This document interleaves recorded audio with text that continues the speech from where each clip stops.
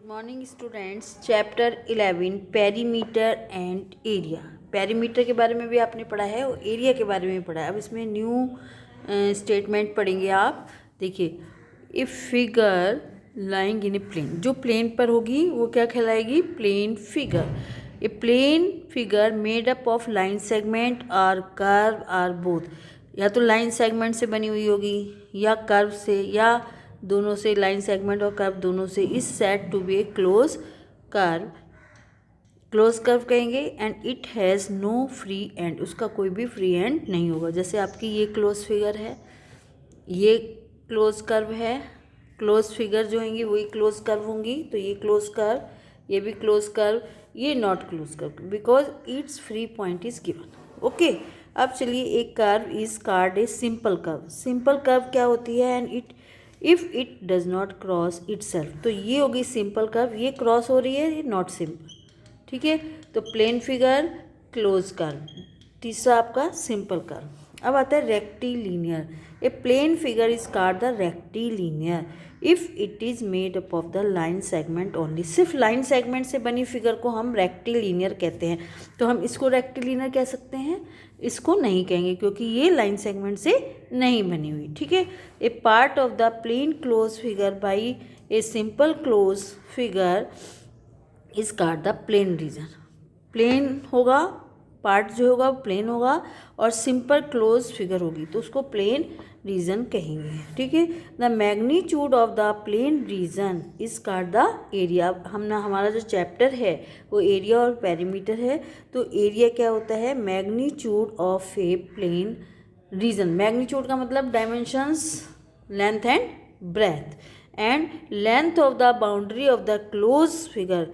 किसी भी close figure की बाउंड्री की लेंथ अगर हम मेजर कर लें तो this is called the perimeter. 6 में भी आपने पेरीमीटर पढ़ा है, length of the boundary of the figure, it is called the perimeter. अब चलिए, perimeter of square 4 into side, perimeter of rectangle 2l plus b, area of square side into side, area of rectangle length multiply breath. तो ये आपने पहले भी पढ़ी हैं और ये भी यहाँ पर भी यूज़ होंगी इस चैप्टर में भी। ठीक है, अब relationship between the unit of measurement of area, कैसे हम रिलेशन निकालते हैं? 1 मीटर, जैसे आप कहते हैं 1 मीटर में 100 सेंटीमीटर होते हैं। अगर मीटर स्क्वायर है तो 100 इंटू 100 यू राइट 10 की 4, 1 2 3 4, 4 होगी ना 10 की। ऐसे हम 10 की पावर में भी लिख सकते हैं। जैसे आपने एक्सपोनेंट का चैप्टर पढ़ा है, 1 metre is equal to 10 decimetre, तो 1 मीटर स्क्वायर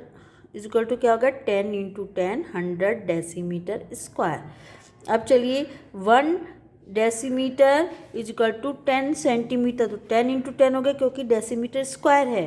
तो 10 into 10 centimetre square means you write 100 centimetre square. 1 decametre, 1 decametre is equal to 10 metre, तो आप क्या लिख सकते हैं? 10 इंटू 10 100 मीटर स्क्वायर, इसको 10 की 2 भी लिख सकते हैं। 1 hectometre square, 1 hectometre is equal to 100 metre और 1 हेक्टोमीटर स्क्वायर आ रहा है तो 100 इंटू 100 यू राइट 10 की 4। 1 kilometre is equal to 1000 metre होता है। 1 किलोमीटर स्क्वायर है तो 1000 इंटू 1000 10 की 6 मीटर स्क्वायर। 1 हेक्टेयर में कितने मीटर स्क्वायर होते हैं? 10,000। 1 kilometre square is equal to 100 hectares. ये आपको यूनिट याद रखने है, कोई चेंज करना है तो आप कर सकते हैं इसके अंदर। ठीक है, जैसे आपने मीटर से सेंटीमीटर स्क्वायर में चलना है, मीटर स्क्वायर से सेंटीमीटर स्क्वायर में, तो 100 इंटू 100 करेंगे। इस तरह से आप यूनिट कर सकते हैं। तो इसमें एक रेक्टेंगुलर पाथ के क्वेश्चन है फर्स्ट वर्कशीट के अंदर। मैं एग्जाम्पल आपको समझा रही हूँ, इसी तरह से आपके वर्कशीट भी होंगी। ठीक है, a footpath of uniform width 5 metre है, runs round the inside of the rectangular park. यानी रेक्टेंगुलर पार्क बनाना है आपको 38 metre long and 32 metre wide. Find the area of the park. तो PQRS, PQRS एक रेक्टेंगुलर पार्क है। ABCD उसकी internal boundary, क्योंकि इनसाइड आपका 5 मीटर का जो है वो रन दे रखा है ठीक है। फुटपाथ दे रखा है तो 5 मीटर इधर से, 5 मीटर इधर से, 5 मीटर इधर से, 5 मीटर। पहले आपको 38 मीटर और 32 आपने ये मेजरमेंट नहीं लेनी, सिर्फ आपको रेक्टेंगल बनाना है, उसके अंदर 38 मीटर और 32 मीटर ले लेना है। ठीक है, तो आपका ये रेक्टेंगल बन जाएगा। उसकी अंदर 5 मीटर का दिखा देना है। 5 मीटर मेजरमेंट से नहीं, वैसे ही दिखाना है आपको।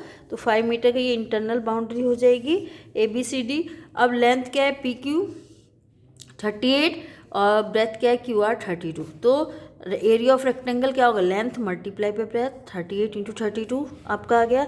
अब लेंथ AB कैसे निकाली जाएगी, 38 में से इधर से भी 5 माइनस करिए, इधर से भी, तभी तो आपकी AB आएगी।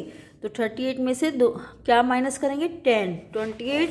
अब ब्रेथ को भी करेंगे क्योंकि हमें अंदर के रेक्टेंगल का भी एरिया निकालना है। हमारी 32 ब्रेथ थी तो 32 माइनस 10 यू गेट 22 मीटर। अब एरिया ऑफ रेक्टेंगल ABCD क्या आएगा 28 इंटू 22। तो आपका लेंथ इंटू ब्रेथ हो गया, ये आ गया। अब एरिया ऑफ फुटपाथ निकालने के लिए ये जो एरिया है PQRS में से ABCD माइनस कर दिया जाए तो एरिया ऑफ फुटपाथ आ जाता है। ठीक है, तो हमारे पास ये कितना था 1216 और ये कितना था 616। माइनस करिए तो ये आपका आ गया एरिया ऑफ फुटपाथ। तो अगर इनसाइड पाथ दिया होगा तो इस तरह से करना है, और अगर आउटसाइड वाला होगा तो कैसे करना है। देखिए आपको इसमें भी क्या दिया है, लेंथ और ब्रेथ दी है, और uniform path 1 metre wide all around its outside लिखा है ना, आउटसाइड। तो एरिया ऑफ पाथ निकालना है।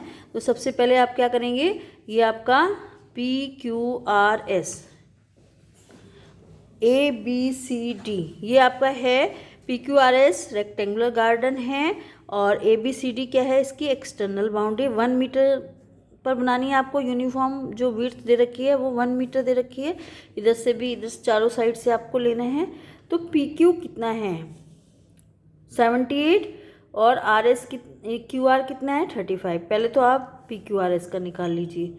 ठीक है, उसके बाद जो आउटर के लिए आपको क्या करना है 1 जितनी भी है आपको प्लस करनी है दोनों साइड से, लेंथ से भी और ब्रेथ से भी। तो 1 मीटर यानी 2 मीटर आप प्लस करेंगे, 80 हो गया लेंथ, और ब्रेथ कितनी हो गई 35 थी, 2 प्लस करी 37 हो गई। अब area of rectangle ABCD equal to length multiply breadth हो गया। अब एरिया ऑफ पाथ कैसे निकालेंगे, area of rectangle ABCD minus area of rectangle PQRS। पहले ABCD और फिर PQRS माइनस करेंगे। तो ABCD का कितना है 2960 है, और एरिया ऑफ रेक्टेंगल PQRS कितना है 2730, माइनस कर देंगे तो ये आपका आ जाएगा एरिया ऑफ द पाथ। ठीक है, तो आपको ध्यान रखना है कि इसमें इनसाइड वाला क्वेश्चन है या आउटसाइड वाला, दोनों तरह के क्वेश्चन वर्कशीट 1 में है। ठीक है, तो इसी तरह से आपको सारे क्वेश्चन करने हैं। Okay, thank you, bye, take care.